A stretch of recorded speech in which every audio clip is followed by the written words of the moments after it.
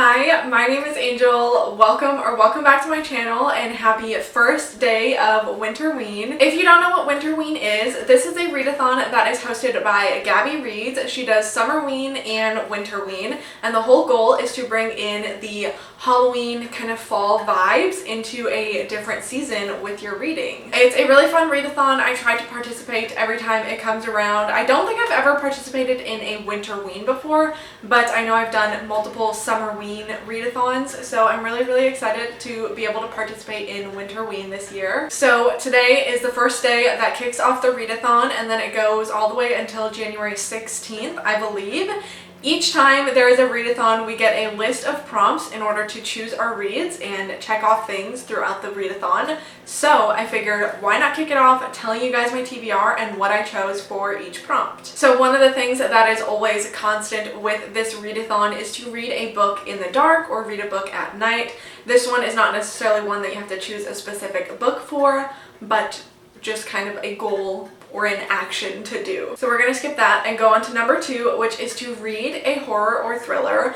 Obviously, my entire TBR for this readathon is going to be horror and thriller. And of course, because I'm a little ambitious and a little bit extra, I chose 3 books for this prompt. I chose 2 horror books and 1 thriller book that have been sitting on my physical TBR that I would like to get off and I want to finally read. So for horror, the 2 that I chose was The Garden by Claire Beams, which I think is like motherhood, fertility horror. It says it takes place in 1948. We are following Irene, who's had 5 previous miscarriages in a quest to give her beloved husband the child he desperately desires, and she's pregnant again. She comes to an isolated hospital in the Berkshires run by a husband and wife team of doctors who are pioneering a cure for her condition, and warily enlist herself in their efforts to rectify the maternal environment, both physical and psychological. While there, she discovers a long-forgotten walled garden on the spacious grounds, a place imbued with its own powers and pulls. As the doctor's plans begin to crumble, Irene and her fellow patients make a desperate bid to harness the power of the garden for themselves, and must face the incalculable risks associated with such incalculable rewards.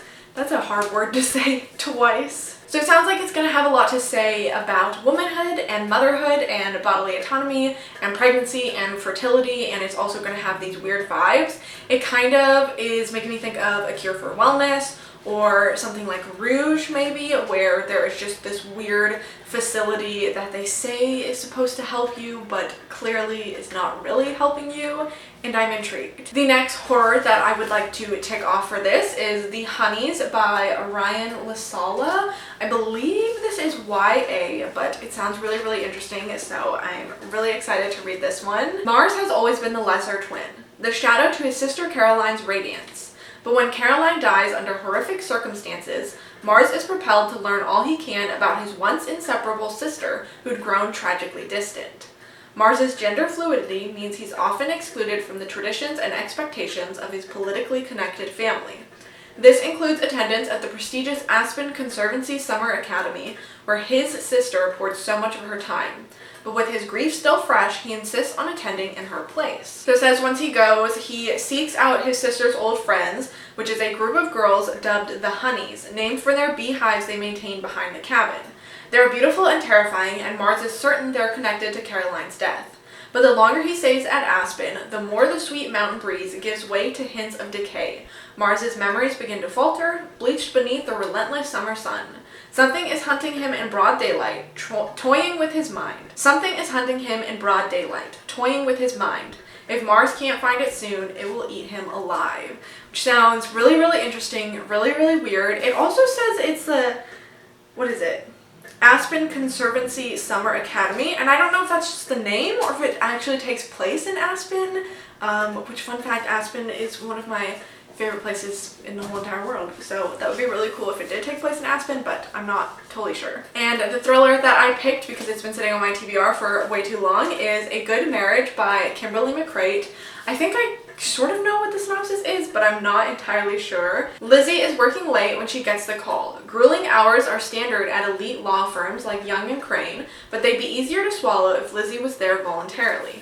Until recently, she'd been a happily underpaid federal prosecutor. With that job and her brilliant, devoted husband, Sam, she had everything she'd ever wanted, and then suddenly it all fell apart. The last thing Lizzie needs right now is a call from an inmate at Rikers asking for help, even if Zach Grayson is an old friend. But Zach is desperate. His wife, Amanda, has been found dead at the bottom of the stairs in their Brooklyn brownstone, and Zach's the primary suspect.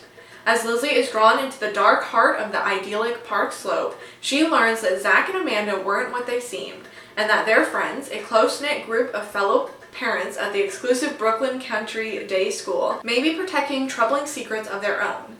In the end, she's left wondering not only whether her own marriage can be saved, but what it means to have a good marriage in the first place. So it sounds like a pretty solid domestic thriller. I know this is an older title as well, as in it's been out for quite a few years, and I thrifted it a little while ago, and I just really want to read it. Our next prompt is to read a book with a house on the cover or in the title. Because I'm extra, I once again picked 2 books for this one.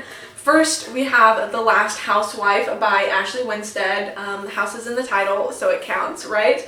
This is on my hard TBR for 2025, and I'm just really, really excited to pick it up, and I feel like I'm going to love it. I just love Ashley Winstead, even though I've only read one thing by her. So this one, I'm pretty sure, is about 2 friends in college who were like part of a cult. They got wrapped into this cult, and they made it out, and now we are in the past, and one of them has died, and we are following the other woman as she kind of digs up the past again to try to figure out what happened to this woman. I'm just really excited to get to another book by Ashley Winstead. So the book that I originally picked for this prompt was Last Days by Adam Neville, because there is a house on the cover, but I realized it can also double up for the next prompt, which is to read a horror book published 5 or more years ago, which this was. Let me see what the publication year was. This was published in 2012, which was definitely more than 5 years ago. This one, I'm pretty sure, is about a documentary crew that is going to film about a cult, and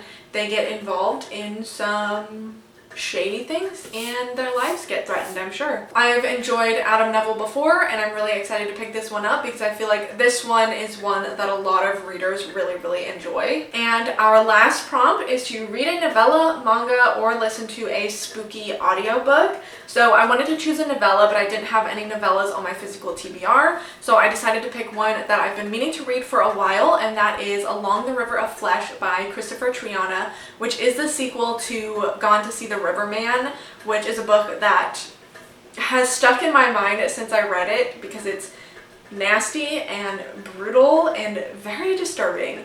And so I'm really excited to pick up the sequel and see where the story goes after the first book. So those are the 6 books that I plan to read within the next week. Let me know if you guys are participating in Winterween as well. With all of that being said, thank you so much for watching, and hopefully I will see you guys next time.